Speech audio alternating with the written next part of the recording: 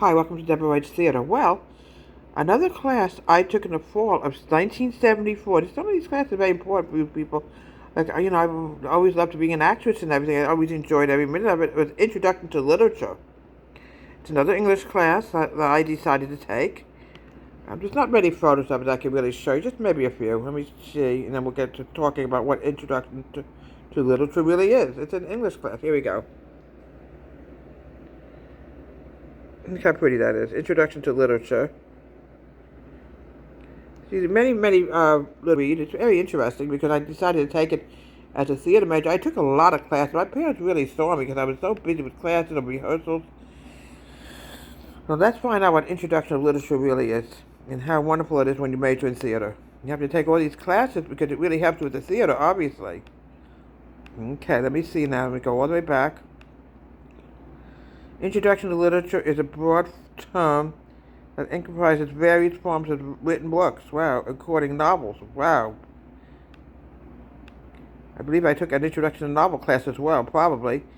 Poems, which I already took. I'd already mentioned Introduction to Poetry. I took that a few days. I mentioned that a few days ago. Plays, which is very important, being an actress. Essays is a reflection of human experience, culture, society, offering straight into the human condition. Fiction, imaginative writing, including novels, short stories. I took short story as well.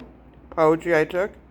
Notification, writing. I took writing classes, including essays, which I did plenty of them in my writing class, biographies, historical accounts. Wow. All right. Elements of literature. It's a plot. You have to learn how to write a plot in an event in a story. I had to write my own story for this class, believe it or not. I don't remember what I called it. It'll come to me later on. The Sparkling Snowflake was my literature essay, which I had to write, and I got an A on it. It was about a magical snowflake. Really cute. It talked and everything. You have to set the time, the place in which the story occurs. The magical snowflake occurred, there's really no time period, I guess the present, whatever. Point of view, perspective, the story is told. I also had to write another story. I actually had to write an autobiography about myself, and it was very interesting from the day I was born to that time period of age when I was about 19, 20 years old. Wow. You use all kinds of language to create vivid sensory experiences. This is great when you major in theater, believe me. Now, I wonder who the famous authors are of novels. Okay, let's see who we can find as the famous authors. Famous authors of literature. Give me a second. Come on now. Here we go. Computer's got a mind of its own. Authors of literature.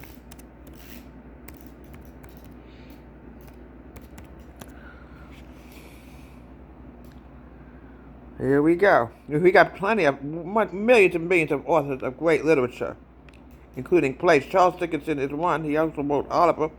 William Shakespeare, he wrote many plays that I actually did. Romeo and Juliet, Hamlet, and Macbeth did it. That was English literature. Oh my goodness, classical authors, I tell you this. Homer, an ancient Greek 8th century author of many poems, which I already studied. I told you about. I took Introduction to Poetry. All right, tons of authors, I tell you, just tons and tons of authors. American literature, Mark Twain, he's a novelist. He's known for his works like The Adventures of Tom Sawyer. That was a fantastic piece of literature. And Huckleberry Finn. Edith Wharton, she was a novelist known for her Age of Innocence. Wow.